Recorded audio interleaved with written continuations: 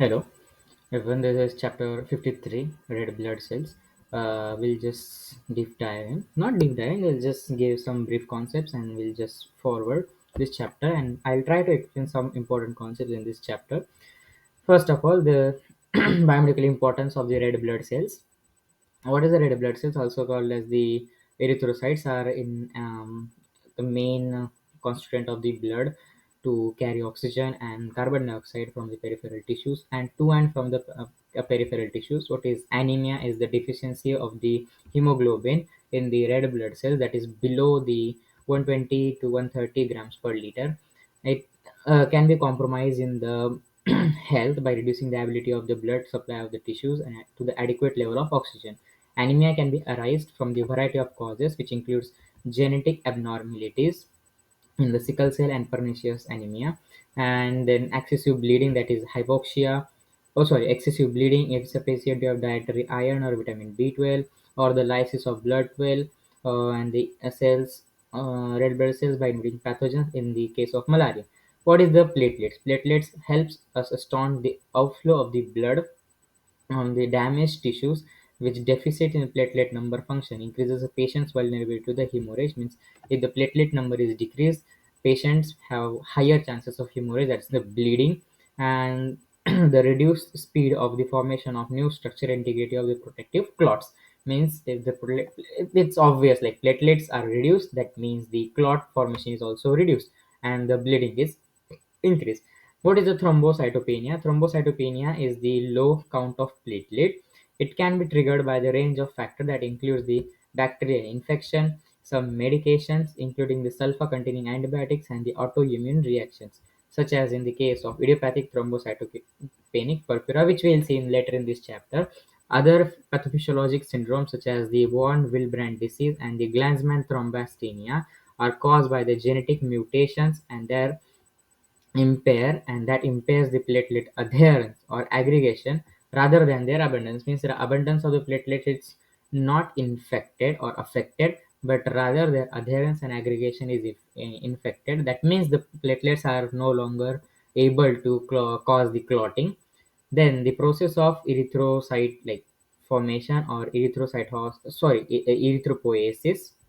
What happens in the erythropoiesis is the erythropoiesis starts from the one single cell called as the hemocytoblast. We can see in this picture, this is the hemocytoblast, and then this converts into the common myeloid progenitor and lymphoid progenitor with the factors that we'll see in this next paragraph. These stem cells these stem cells are considered to exist in undifferentiated state, and they possess a unique capacity to both to produce unaltered daughter cells, that is the self-renewal. Means a stem cell will produce the another stem cells, and to regenerate diverse range of specialized types. Means a stem cell will produce another types of cell, that is WBC, RBC, platelets, and these are from the myeloid progenitor, and the another is the B lymphocyte and the T lymphocyte are from the lymphoid progenitor. That the ability of production of these other specialized stem cell is called as the potency. Then there are types of potencies. Type 1, that is totipotent. These are the cells which are capable of producing all types of the cells in an organism, while unipotent is then stem cells which produces only one type of differentiated cell closely related to that same family. Pluripotent is the stem cell which differentiate into the any of the three germ layers, that is the endoderm, mesoderm, and ectoderm. Any one of those can be regenerated from the pluripotent stem cell.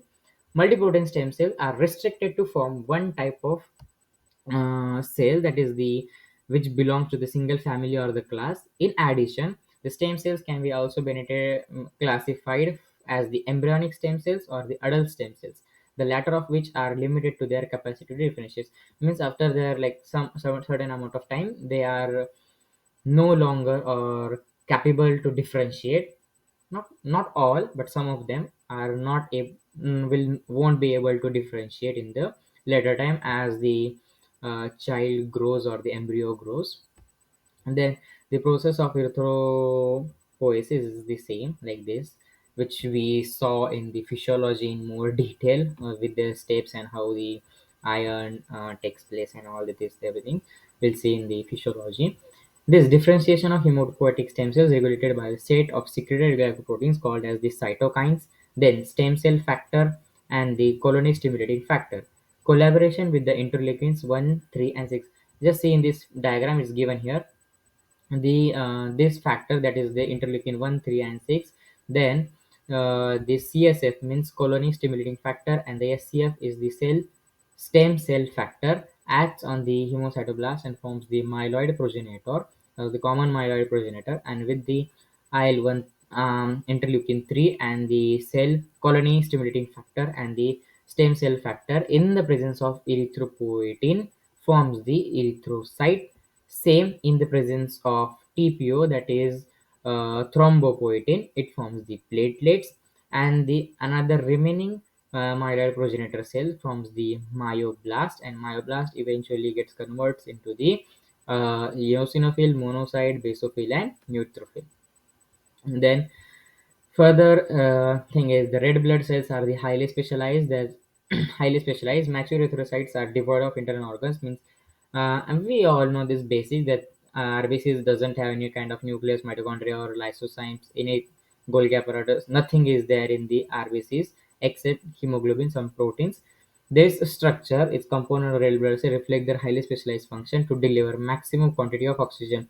Now, in order to further explain it, I'll just say that if the mitochondria is present in a cell, what process will take place? The processes like TCA cycle, electron transport chain will be taken place, and which requires oxygen. Means our oxygen will be consumed there, and the number of molecules that RBC has to transport will be reduced, and the RBC will use for itself.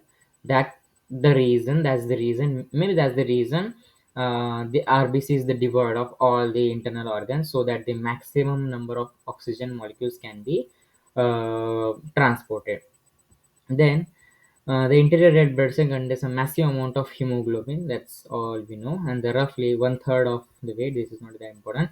Okay, this is important in certain cases in the called as anemia. We count the amount of hemoglobin there. This external hemoglobin concentration is achieved in part by dispensing normally found eukaryotic cells. This is like devoid of these organelles. As a consequence, mature enucleated red blood cells is unable to reproduce. This is important. Then red blood cells possess an extensive cytoskeletal network responsible for maintaining their biconcave configuration. There are proteins called pectin and ankyrin, which maintains the RBC's shape, that biconcave shape, which we'll see in this next slide. Their unusual shape enhances the exchange of oxygen.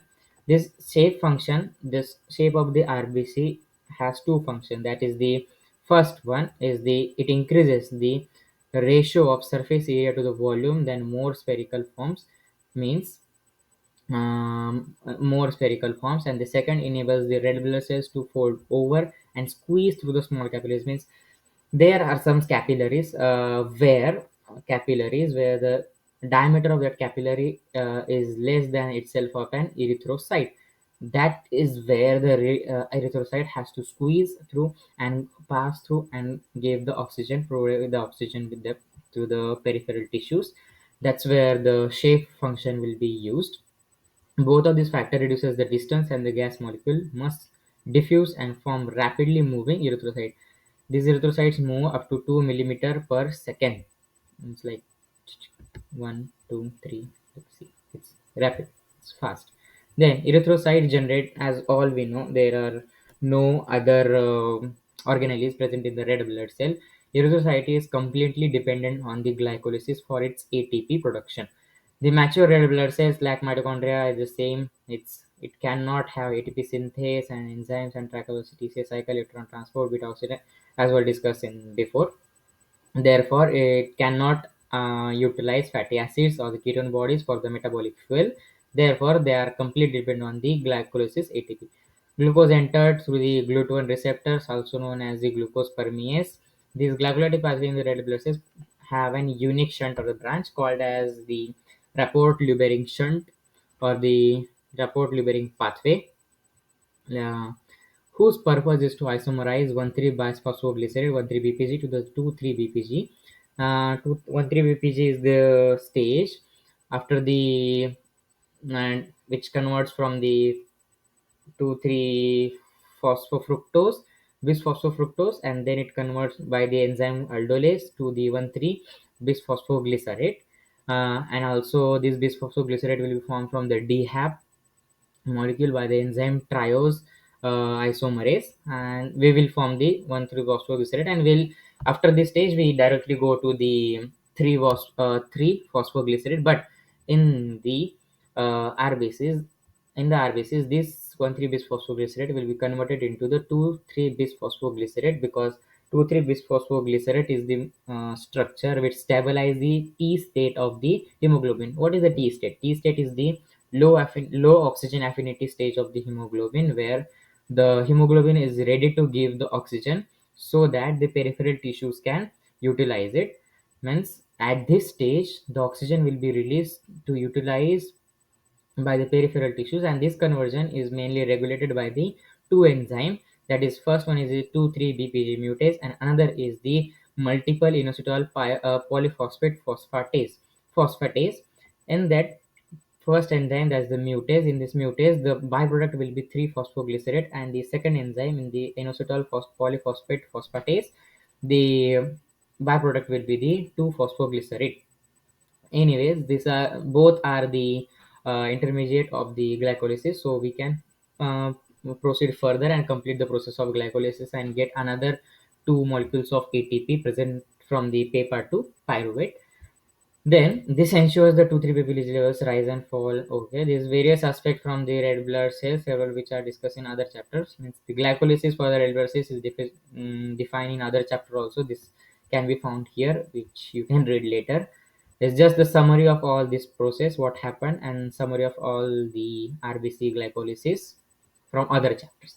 Then carbonic anhydrase, as in the starting we saw that hemoglobin have a lower affinity towards the CO2 molecule. So the hemoglobin carries the 80, nearly about 80% of the CO2 in the form of carbonic acid, that is the H2CO3 molecule, as the H2CO3 molecule, or the bicarbonate, that is the HCO3 molecule, have the higher affinity toward the than the CO2 molecule. And this conversion from CO2 to carbonic acid or the bicarbonate is catalyzed by the enzyme carbonic anhydrase, and this carbonic anhydrase enables the RBC to catalyze its rapid conversion to carbonic acid and reverse this process in the lungs to form the CO2 and get rid of the CO2 through the lungs. That's all. While red blood cells is CO2 in the form of hemoglobin, some like another 20% will be carried in the form of directly CO2, that is the hemoglobin bound carbamates. That's the thing. Then the thing is, next is the red blood cell must be continuously replaced. That's the destructions of RBCs now. Destruction of RBC, we saw that detailed in the physiology. Here, no, we are not gonna see destruction, but some other biochemical process. The RBC have a 120 days of lifespan. In the normal red blood cell requires nearly about 1%. There are mainly 20 to 30 trillion red blood cells present in our body, 1% of which will calculated to be as a 2 million per second, that's going to release. But that's 2 million, it's like too vast number, and it should be produced like faster and faster. And that's why the not that's why, but the bone marrow will secrete the reticulocytes, um, reticulocytes into the blood flow, and for the first 24 hours this reticulocytes goes in the process of maturation. That's by the formation of hemoglobin, globin molecules that can be used in another thing, many other things, by the direction of the vestigial mRNA. And these reticulocytes are devoid of some organelles, but they still have ribosomes and endoplasmic reticulum and mitochondria for a very lower percent, and which is why we form the globin in this stage. And in the rare cases, just genetic mutations can lead to the impairment of the this ribosome functions called as the ribomyopathies, and this can result in the hypoplasia and hypoplasia. The diamond blackfan anemia is caused by the mutation in the gene encoding the ribosomal processing protein, that is RPS19, and the 5q syndrome, which represents the similar clinical picture, is caused by the mutation. That's nothing for us right now. We'll just see in the later part. Erythropoietin, as we saw in this diagram, erythropoietin is the one who regulates the formation of red blood cells, because here we are using the IL-3 and then SCF, CSF, everything is the same in both RBCs and platelet. But then who makes the difference, that which myeloid cell will go to the erythrocyte and which will go to the platelets, is the thrombopoietin and the erythropoietin. In the erythropoietin, which makes the difference, erythropoietin regulates the production of red blood cells. The erythropoiesis, the initials are modulated by the stem cell factor cholesterol. That we all saw this already.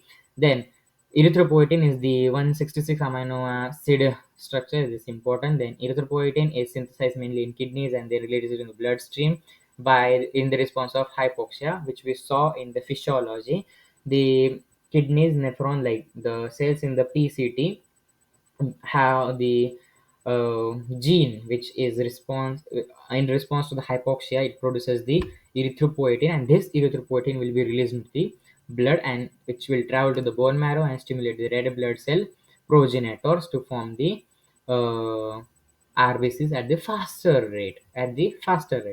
Then erythropoietin, in the cases of it's administered therapeutically to treat the anemias arising from the chronic kidney failure, or in some cases of collateral effects of chemical and radiologic treatment from the cancer, because the cancer can damage the bone marrow, and to regain the activity or produce from the produce the RBCs at the faster rate, or to match the normal rate, we need erythropoietin to be administered therapeutically from the outside. And this chemical or pharmaceutical erythropoietin is obtained from the Chinese hamster ovary lines. That's is important for us right now.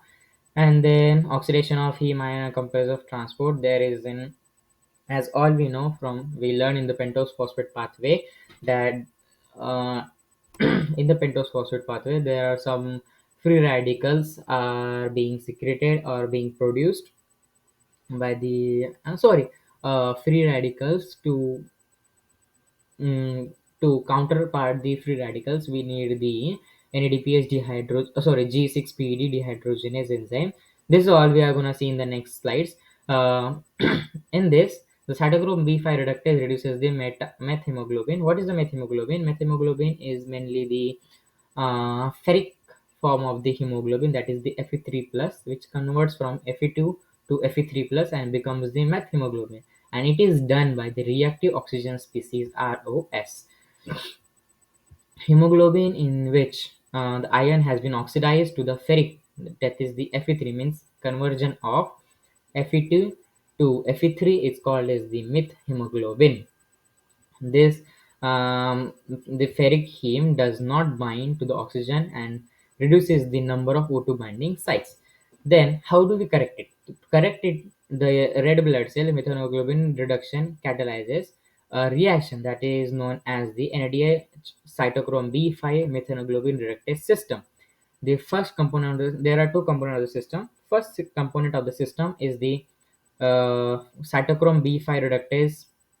There is an enzyme which catalyzes the first part of this reaction, that is the cytochrome B5 oxidizes cytochrome B5 combining with the NADH gives us reduced cytochrome B5 with the NAD plus. Okay, this NAD plus will go into the another process and get the hydrogen, that is one electron, and get reduced again. Okay, now, this reduced cytochrome B5 will react with the hemoglobin Fe3, that is the methemoglobin. This is the methemoglobin, and this is the reduced cytochrome B5.